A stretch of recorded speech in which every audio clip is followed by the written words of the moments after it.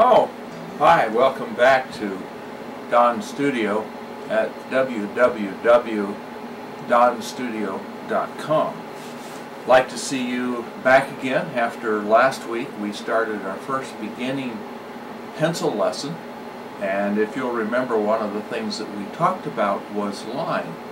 And in our first lesson we covered just very basic techniques, how to hold the pencil correctly, or different ways to work with the pencil.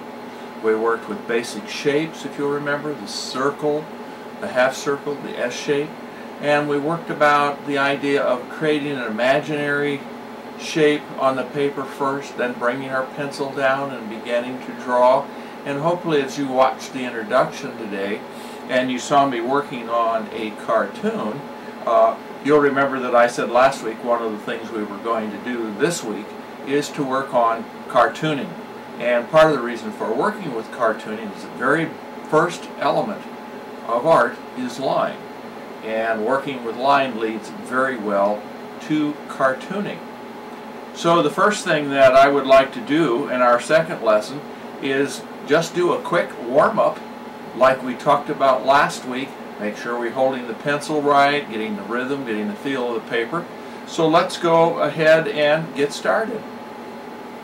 I'm going to turn my page, and remember, what I want you to do is, if you're right-handed, you're going to take the point of the pencil in your left, lay your hand over the top, come up and grab the bottom of the pencil with your thumb, and hold the pencil in your hand so that you can move in this direction. I think I need to move this light over a bit so we get rid of that shadow.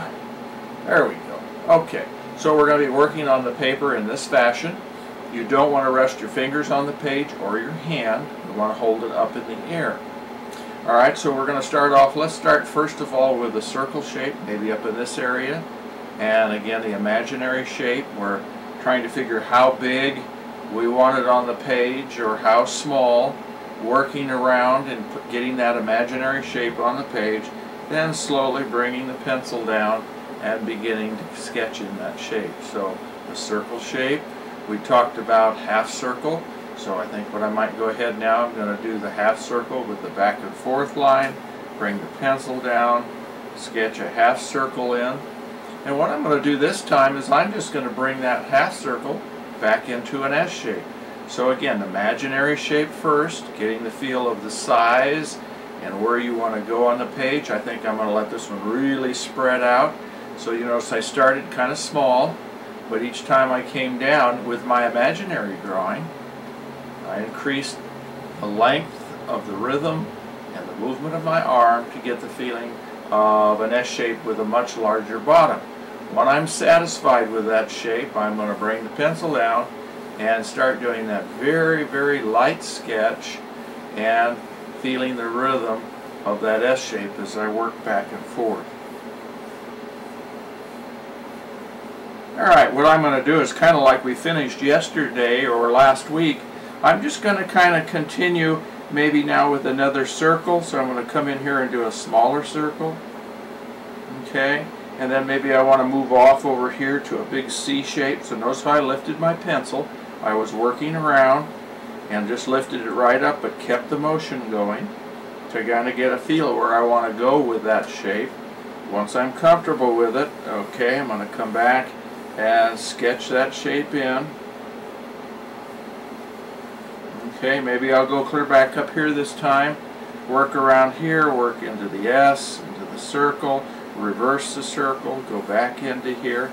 Again, I'm drawing with my entire arm, and I'm really thinking about the rhythm of how I can move back and forth, flow with the pencil. I might even now, since I've done a very light line, I'm going to increase my pressure a little bit as I continue to work, just to kind of get the feel of varying the pressure of the pencil from very light pressure to a harder pressure, and then maybe move off another imaginary C shape over here.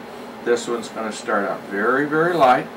Now if you're working at this with me, you don't have to draw the same exact shapes. That's not the purpose.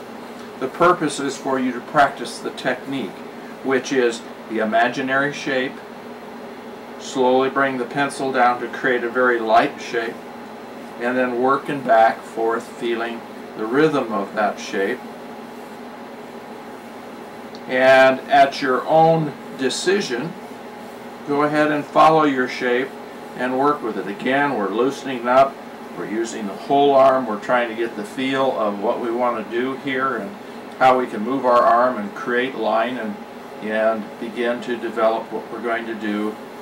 Again, I had mentioned last time, if you were working at Disney, there's a practice warm-up shape that all Disney artists work at and do when they first come in, just to loosen up, get their arm motion going, get the feeling of drawing, get the feeling of the pencil, get the feeling of the paper. Alright, so I've done a little warm-up, and if I wanted to, I could even play with this some. I could come back and maybe work at this and put some crosshatch lines in here.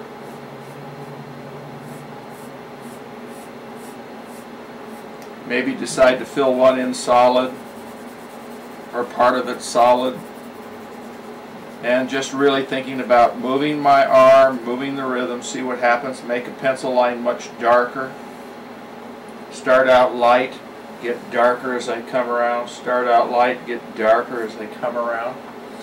Now another thing I want to add this time, that you'll notice I'm getting a difference in line quality from thin to thick. And the way you do that is by, again, how you hold the pencil. If you'll notice, my pencil lead has a width to it, and if I move in a little bit so you can see that there's a certain exposed area that's the lead. If I lay this down and hold it at an angle, if I pull it this way, I'm getting a thin line. If I change and go this